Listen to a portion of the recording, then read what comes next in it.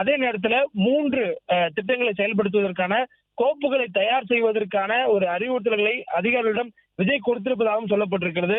3 திட்டங்கள்ல அவர் கையெழுத்திடுகிறார், 3 கோப்புகள்ல அவர் கையெழுத்திடுகிறார் என்ற தகவல் சொல்லப்பட்டிருக்கிறது.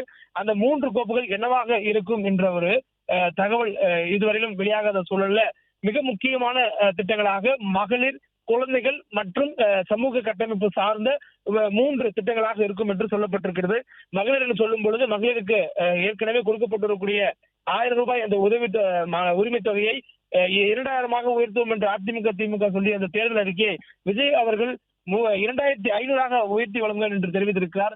அந்த திட்டமாக கூட இருக்கலாம் என்று அனுமானிக்கப்படுகிறது. அதே நேரத்தில் தாய்மாமன் சீர் என்ற அடிப்படையில அரசு மருத்துவமனையில் பிறக்கக்கூடிய குழந்தைகளுக்கு தாய்மாமன் சீர் என்ற அடிப்படையில வழங்குவோம் என்ற ஒரு திட்டத்தை அறிவித்திருக்கிறார்.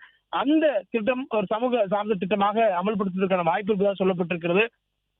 அதே நேரத்துல 3வதாக சமூகத்தை சார்ந்த மற்ற வேறு திட்டங்களை அவர் செயல்படுத்தி குழந்தைகள் சார்ந்த வேறு திட்டங்கள் செயல்படுத்துவதற்கான வாய்ப்புகள் இருப்பதாக சொல்லப்பட்டிருக்கிறது. தொடர்ந்து தமிழகத்துல அவர் தேர்தல் பரப்புரை மேற்கொள்ளும் பொழுது கொடுக்கப்பட்ட வாக்குறுதிகள், அதே போன்று முறையாக தேர்தல் வாக்குறுதி கொடுப்பதுமாக ஒரு தேர்தல் அறிக்கை வெளியிடுவதற்கான நிகழ்ச்சி சென்னையில் தாஜ் ஹோட்டலில் கட்டமைத்து அவர் நடத்தியது அனைத்தையும் அவர் நிறைவேற்ற வேண்டும் என்ற ஒரு எதிர்பார்ப்புல ஒவ்வொரு துறை சார்ந்த சமூகத்தில் வாக்களித்தவர்களும் அவர் காத்திருக்கிறார்கள்.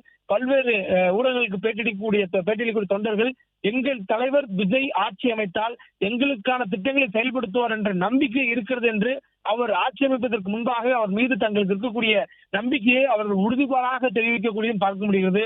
இவ்வாறான ஒரு எதிர்பார்ப்புக்கு இடையே தனது பொறுப்பை ஏற்கக்கூடிய விஜய், அதுவும் கட்சி ஆரம்பித்து 2 ஆண்டுகளில் மக்களுடைய மனதை வென்று 108 இடங்களை பெற்றிருக்கக்கூடிய விஜய் மக்களுடைய மனம் கோணாமல் அவருடைய ஆட்சி 5 ஆண்டுகள் நிறைவு செய்யக்கூடிய சூழலில் மக்களுக்கு என்ன வேண்டும் என்பதற்குரிய வாக்குறுதி கொடுத்திருக்கிறாரோ அது அத்தனையும் செய்து முடிப்பார் என்ற நம்பிக்கையுடன் அவர்கள் சொல்லக்கூடிய அந்த வார்த்தைகளாம் பார்க்க முடிந்தது.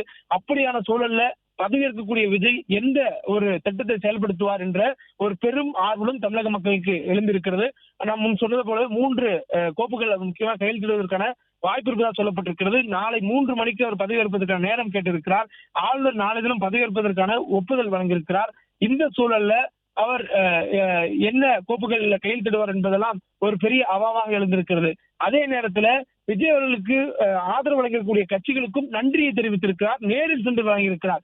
தமிழக வரலாற்றுல இடதுசாரிகளுடைய அலுவலர்களுக்கு நேரில் சென்ற முதலமைச்சராக விஜய் அவர்கள் இருந்திருக்கிறார். இதற்கு முன்பாக வரலாற்றுல இடதுசாரிகளுக்கு ஒவ்வொரு முறையும் தோல் நின்றிருக்கக்கூடிய திமுக, அவருடைய திமுகவுக்கு முன்பாக தலைவராக இருந்த கருணாநிதி அவர்கள் 2016 தேர்தலின் பொழுது திமுகவுடைய கூட்டணி தனியாகவும் அதே போன்ற மக்கள் நல கூட்டணி என்று தனியாகவும் அதிமுக தனியாகவும் இருந்த காலகட்டங்கள்ல கம்யூனிஸ்ட் தோழர்கள் வெற்றி பெறவில்லை என்ற வருத்தம் தெரிவிக்கும் அளவுக்கு கம்யூனிஸ்டுடன் தோழமையாக இருந்த ஒரு கட்சியாக திமுக இருந்திருக்கிறது.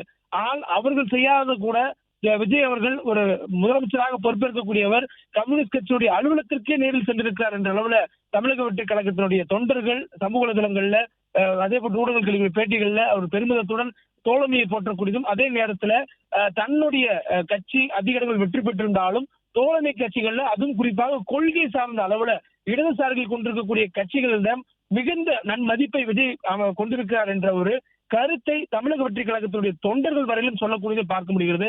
அந்த அளவுக்கு அவர் இடதுசாரிகளுடன் நட்பண்போடு இருக்கக்கூடிய சூழ்நிலையில் அவருடைய அமைச்சரவையில் இடதுசாரிகள் பங்கேற்க வேண்டும் என விஜய் விரும்புகிறாரா என்பதை இதுவரையிலும் நாம் அறிந்து கொள்ள ஒரு தகவல் வெளிப்படையாக ஒரு அதிகாரப்பூர்வமாக சொல்லாத இருக்கிறது. பிளே ஸ்டோர் மற்றும் ஆப் ஸ்டோரில் இருந்து பாலிமர் செயலியை QR கோடு மூலம் பதிவிறக்கம் செய்யுங்கள். செய்திகளை உடனுக்குடன் பெறுங்கள்.